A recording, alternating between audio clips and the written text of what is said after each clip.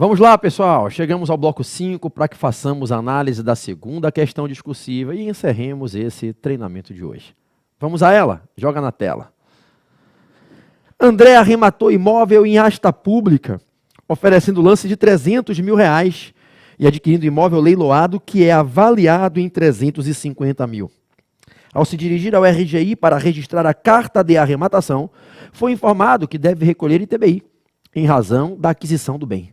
Diante do caso, indaga-se: é devido ITBI em tais situações? Qual a hipótese de incidência do referido imposto? Letra B. Caso o município possa, ficou faltando um Szinho aqui, né? Possa cobrar o ITBI sobre registro de cartas de arrematação de imóveis em asta pública, qual a base de cálculo a ser tributada? Bom, joga essa imagem cheia para mim para eu corrigir esse possa aqui. Você também corrige aí no seu material, tudo bem? Vamos botar aqui esse S que ficou faltando. Caso o município possa cobrar. Bom, já aproveitar para tirar esse B que está duplicado aqui, salvar.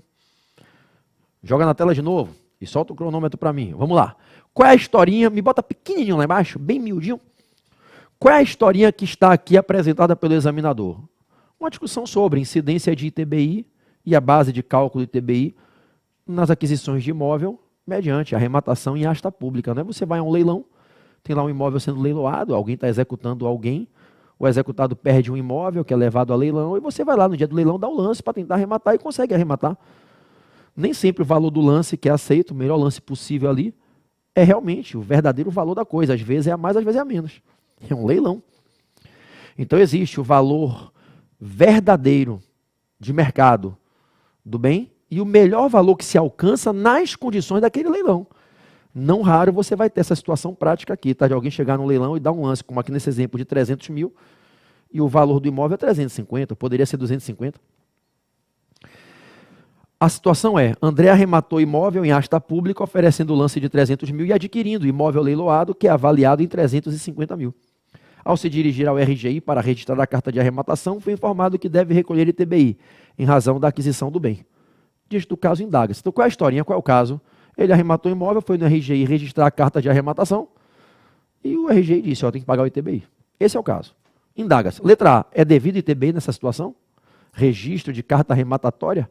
Vai no leilão, dá o lance, arremata, o juízo da execução expede a carta de arrematação. Você tem agora o título que permite a aquisição do bem pelo registro. Imóvel se adquire por registro, acessão ou uso capião. Tá? Ele não adquire o imóvel quando ele arremata e nem quando ele recebe a carta de arrematação. Ele só vira proprietário se ele registrar o título. O título aqui não é um contrato de compra e venda, não é um contrato de doação. O título é uma carta de arrematação. Ele vai registrar a carta e, registrando a carta com registro, com toda a transcrição do conteúdo do título no livro de registro, né? Concluído o procedimento notarial de registro, encerrado o registro, ele se torna proprietário, transmitindo-se a propriedade de quem então tinha, que era o executado, para quem passa a ter, que é esse arrematante, agora com o registro do título, que é a carta de arrematação, ele é o novo titular da coisa. Ele paga ITBI? Paga. Incide ITBI, jurisprudência pacífica do STJ e acertada, inclusive. Incide ITBI quando ocorre registro de carta de arrematação. Por que incide? Porque tem fato típico, porque está se tipificando a hipótese de incidência do ITBI, porque está se materializando no caso concreto, está se realizando ali, está acontecendo aquela que é a hipótese de incidência do imposto.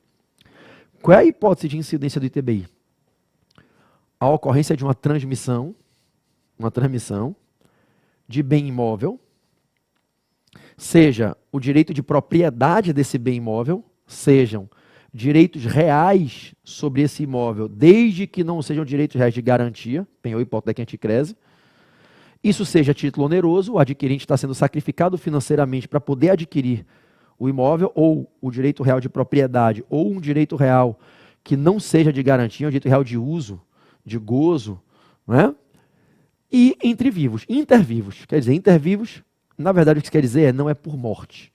A aquisição desse imóvel não é em razão da morte alheia, não é na qualidade de herdeiro ou legatário. Você não está adquirindo por herança, por legado. Então, de novo, Qual é a hipótese que permite que incida esse imposto municipal? Qual é a hipótese de incidência do ITBI? Qual é a hipótese que, quando vira fato, quando se materializa como acontecimento consumado, esse imposto incide e tem que ser pago? E aí o fato gera a relação jurídica obrigacional tributária e o imposto tem que ser pago, e aí é direito do município exigir. Qual é o fato que tipifica a hipótese de incidência, que concretiza na prática, na vida real, a hipótese de incidência desse imposto? E aí, quando a hipótese vira fato, né, amigo? O fato se materializa, o imposto incide. Qual é? É a ocorrência de uma transmissão inter vivos e a título oneroso de um bem imóvel. Seja a propriedade desse bem imóvel, se transmite a propriedade de Caio para Tício, de José para Maria, da PJA para PJB, o direito de propriedade sobre a coisa se transmite, se transfere de um titular para outrem, alguém deixa de ser titular para que outro se torne titular. O adquirente desse direito de propriedade do imóvel, ou não necessariamente tem que ser a propriedade, tá? O adquirente pode estar pagando, pode estar sendo onerado para adquirir um direito real sobre a coisa, um direito real de uso, de gozo, um direito de superfície, um direito de usufruto. Então alguém está adquirindo ou a propriedade da coisa imóvel onerosamente em vida, ou alguém está adquirindo um direito real que não seja de garantia, qualquer direito real que não seja de garantia, que não seja penhor, hipoteca, anticrese, até porque se for direito real de garantia, não é o direito de usar a coisa. Alguém em vida onerosamente adquire, e não é pela morte de outrem, alguém em vida adquire sem ser pela morte de outrem, não é transmissão causa morte, que se você estiver adquirindo qualquer bem por transmissão causa morte, quem tributa é o Estado com o ITCMD, e não o município com o ITBI. Então a hipótese de incidência do ITBI é alguém está adquirindo em vida, sem ser pela morte de outrem, a gente termina usando a expressão inter vivos, não é? Onerosamente, então não está adquirindo de graça, está sofrendo um sacrifício financeiro para poder adquirir. Alguém em vida está adquirindo onerosamente propriedade de imóvel ou direito real sobre esse imóvel, desde que o direito real não seja de garantia. E essa aquisição é em vida, é onerosa, não é pela morte alheia, e é de um imóvel, seja a propriedade, seja o direito real, qualquer um menos que seja direito de garantia. Ou seja, a linguagem que a gente utiliza no direito tributário para definir essa situação é a transmissão. Ocorre a transmissão entre vivos de um bem imóvel ou de direitos reais a ele relativos que não sejam de garantia a título oneroso. Eu costumo dizer, vocês devem ter assistido nas aulas, né, aquele módulo extensivo dos impostos, né? Vocês devem ter assistido às aulas de ITBI, e na primeira aula eu já explico o fato gerador do ITBI, a hipótese de incidência, né, do tributo, que a conduta, o núcleo do tipo, a conduta típica é a transmissão. É um imposto que incide sobre transmissão. Agora, transmissão do quê? E transmissão a que título? Com que qualidade essa transmissão? Qual é o objeto transmissível? Qual é o objeto que tem que se transmitir? Bem imóvel. Seja a propriedade do imóvel, que aí é o próprio imóvel em si, ou um direito real sobre esse imóvel. Agora, não é qualquer direito real, tem que ser direito real diferente dos direitos de garantia. Tá? Então, o que é que se transmite? Ou a propriedade de um imóvel, ou um direito real sobre imóvel, que não seja direito de garantia. Então, qual é o fato típico? É a transmissão da propriedade de um imóvel, ou a transmissão de um direito real relativo a esse imóvel que não seja direito de garantia. Mas para que incida o imposto, para que realmente ocorra o fato típico, não basta ter a transmissão. Para que incida o ITBI, essa transmissão tem que ser inter vivos. Então não pode ser um imóvel que está sendo transmitido para você pela morte do antigo titular e você, como herdeiro ou legatário, vai receber. Porque se for isso, é outro imposto e é outro ente federativo para tributar. É o Estado com imposto pela transmissão em razão da morte. Para ser o município com ITBI, tem que ser uma transmissão inter vivos, não pode ser por morte de outrem. E também não pode ser gratuita.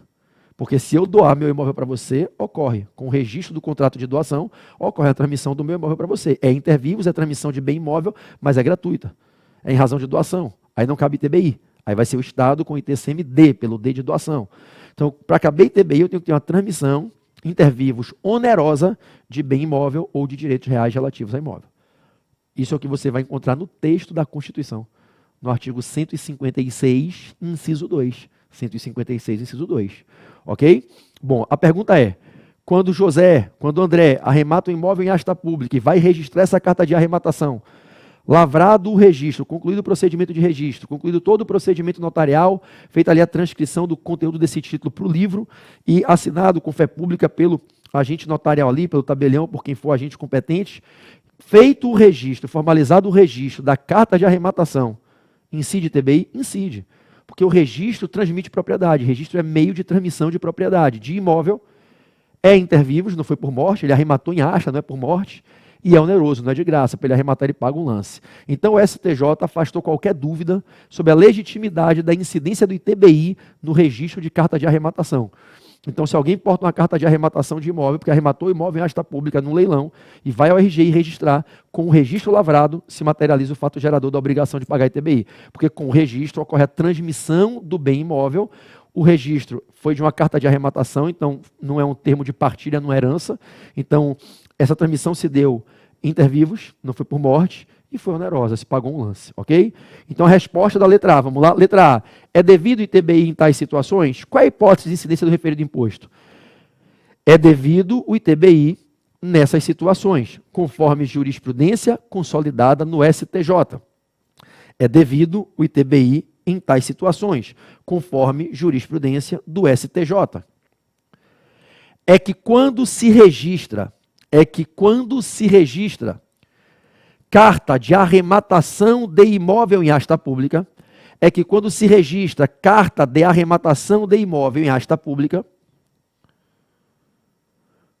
ocorre o fato gerador da obrigação de pagar o mencionado tributo. Ocorre o fato gerador da obrigação de pagar o mencionado tributo. A hipótese de incidência do ITBI,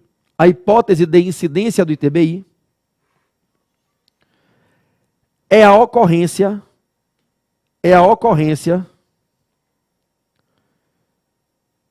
de uma transmissão inter vivos e a título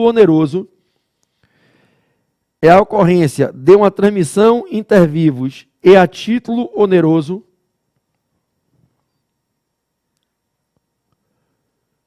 de bem imóvel.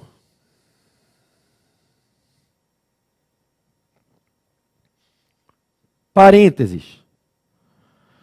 Seja a propriedade do imóvel,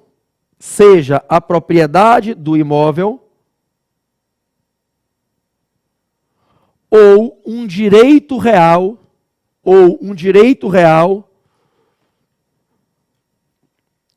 a ele relativo, ao imóvel, a ele relativo, que não seja direito de garantia. Ou um direito real a ele relativo, que não seja direito de garantia. Fecho parênteses. Tracinho, fora do parênteses, tracinho.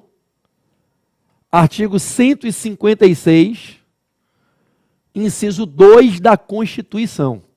Artigo 156, inciso 2 da Constituição. Tudo bem, meus amigos? Maravilha, né? Uma visão maravilhosa. Agora aqui você vê tudo claro, não é isso? Tudo clarinho, coisa mais linda.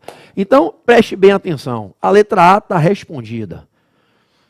É devido ITBI em tais situações, porque quando ocorre o registro de carta de arrematação de imóvel em asta pública, se materializa, ocorre o fato gerador da obrigação de pagar o referido tributo. A hipótese de incidência é a ocorrência de uma transmissão inter vivos onerosa de bens imóveis, seja a propriedade do imóvel ou um direito relativo a esse imóvel, um direito real relativo ao imóvel que não seja direito de garantia. Artigo 156, inciso 2 da Constituição. Bom, letra B. Caso o município possa cobrar o ITBI sobre registro de cartas de arrematação de imóveis em asta pública, qual a base de cálculo a ser tributada? O STJ entendeu que a base de cálculo é o valor do lance da arrematação, hein? Por quê? Entendam, antes de a gente fazer a citação da resposta. O ITBI ele está disciplinado no CTN nos artigos 35 a 42. Tá? 35 a 42. Na verdade, esses artigos 35 a 42 valem para o ITBI e para o ITCMD. A gente usa esses artigos para os dois impostos. Tá? Um parênteses rápido que eu explico nas aulas desses impostos. Até 88 não existia ITBI e ITCMD. Essa divisão, ITBI para o município e ITCMD para o Estado, veio com a Constituição de 88. Quando o CTN foi escrito em 1966, ainda não existia a Constituição de 88, a gente tinha o imposto sobre transmissões intervivos e o imposto sobre transmissões causa-mortes, os dois, ITIV e ITCM, qualquer transmissão intervivo, qualquer transmissão causa-morte, na competência dos estados. É por isso que você vai ler no CTN, no artigo 35, que abre esse capítulo lá do 35 ao 42, que compete aos estados cobrar o imposto por transmissões de bens intervivos ou causa-morte. A partir de 88, a gente fez uma reforma, o Estado continuou com o imposto sobre transmissão causa-morte, e o imposto sobre as transmissões intervivos de bens foi dividido entre Estado e município. O Estado ficou com as transmissões intervivos que viessem de contratos de doação, então se o bem transmitido em vida fosse por doação, Estado, e o município ficou com o imposto sobre transmissões intervivos a título oneroso de bens imóveis ou de direitos reais relativos a imóveis. Ok? Ok. Então, do 35 ao 42 do CTN, eu tenho artigos que a gente faz uma filtragem para a Constituição de 88, a gente adapta e a gente aplica esses artigos do 35 ao 42 para ITBI e TCMD, como as normas gerais de lei complementar para ITBI e TCMD. Ok? O artigo 38 é da base de cálculo, 42 é do sujeito passivo, 35, 36 e 37 é o fato gerador. Então, 38 é da base de cálculo, que vai dizer que a base de cálculo é o valor venal do imóvel. E o que é valor venal? É o valor que o imóvel alcança em condições normais daquele mercado, naquele local, em circunstâncias normais. E a grande discussão que se teve foi, se o valor do imóvel é 350 mil, numa compra e venda, numa negociação, mas num leilão, o máximo que se conseguiu, o melhor lance possível foi 300 mil, qual é o valor venal do imóvel num leilão? Essa foi a discussão no STJ.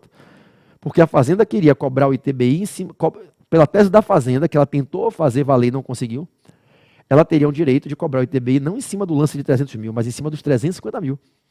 Porque, segundo a Fazenda, o valor venal do imóvel é aquele que é avaliado para fins de uma compra e venda normal, alguém comprar o imóvel de outra pessoa, pagaria ITBI em cima de 350 mil. Só que valor venal é o valor que o imóvel alcança em condições normais de mercado, sem uma bolha, sem uma supervalorização. E aí a discussão que os contribuintes propuseram e que o STJ concordou com os advogados dos contribuintes foi, dentro de um leilão, as condições normais do leilão são aquelas peculiares ao leilão, a disputa, o melhor lance possível, tanto que poderia ser a mais, poderia ser 380. Então o STJ entendeu que a maneira correta de interpretar o artigo 38 do CTN num leilão é entendendo que o valor venal do imóvel é o melhor valor que se alcança dentro dos lances ali possíveis. É o valor do melhor lance cabível, que é o lance de quem no leilão vai dar o maior lance e vai levar o imóvel.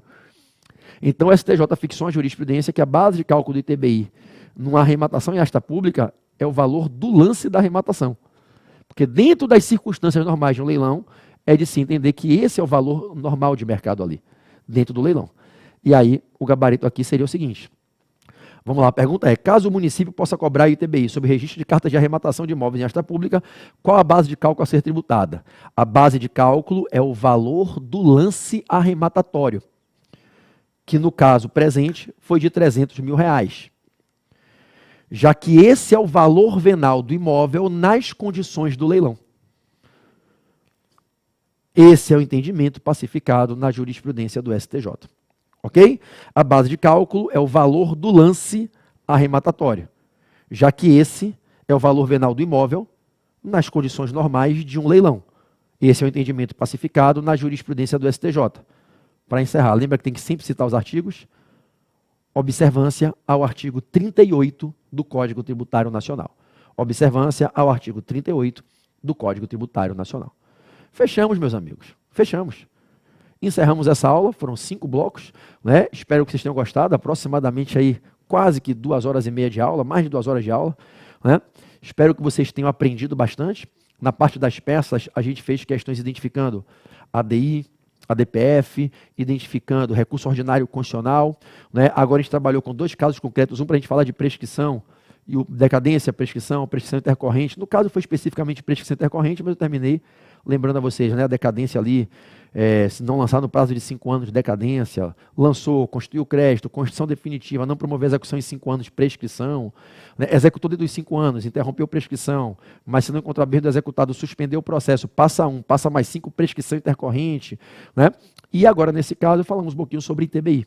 Falamos sobre incidência de ITBI no registro de cartas arrematatórias em asta pública, ok? É um caso que, de repente, pode cair na sua prova. Maravilha, meus amados? Maravilha. Encerro a aula, deixando para vocês uma mensagem de incentivo, pedindo a vocês que sigam estudando. Ainda temos aí bons dias para que a gente se dedique até a prova. Cada dia vale ouro.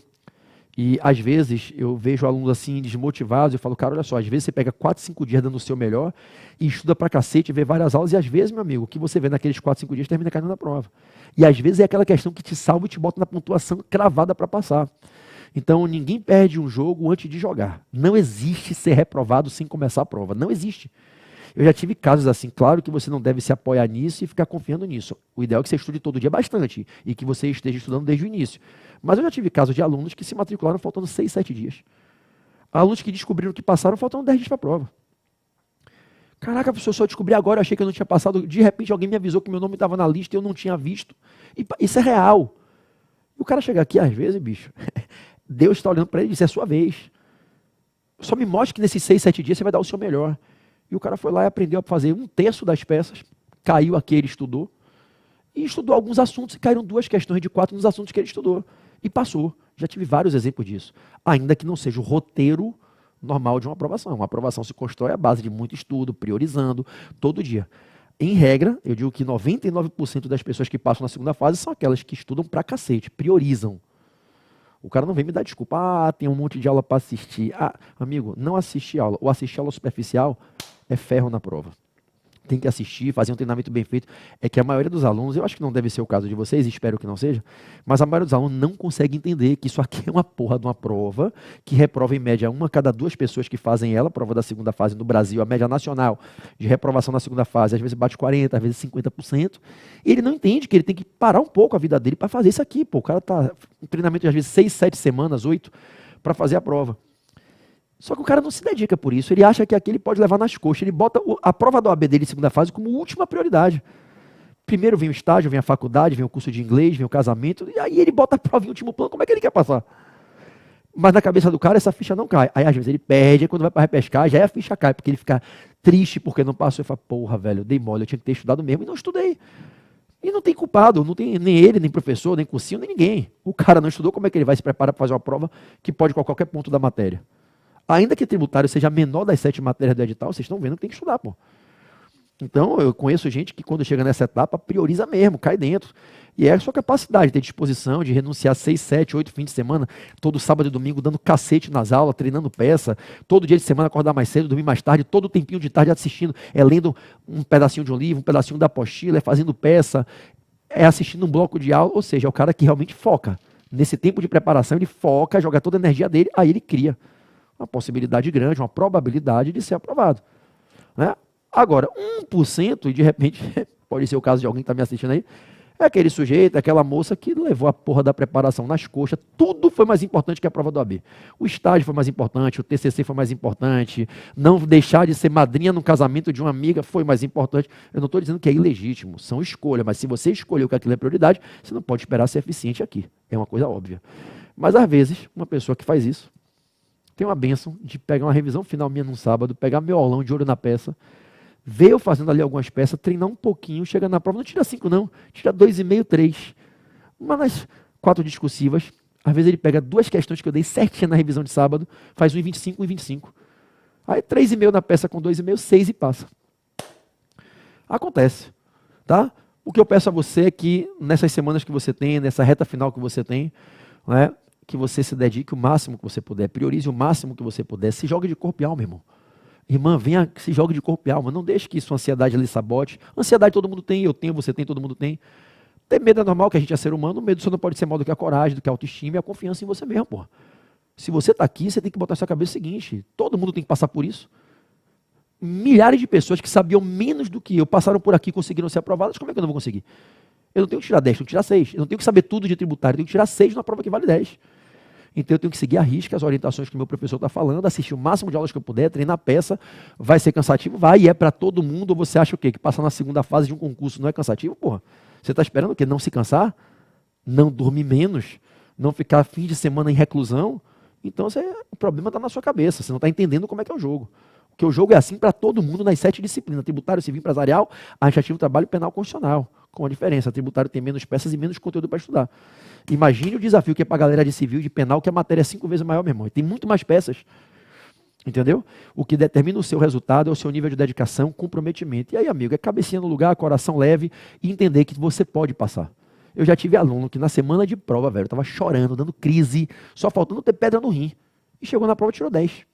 E eu falei, tá vendo, velho, que conduta de menino que você teve. Agora você vai amadurecer, vai crescer. Aí lá na frente, porra, que conduta que eu tive de criança, velho. Ficava me tremendo todo, chorando, tendo crise de meninice. Cheguei na prova e tirei 10. Mas aí não é um não, são milhares que eu tenho de exemplo para contar para vocês, todo exame.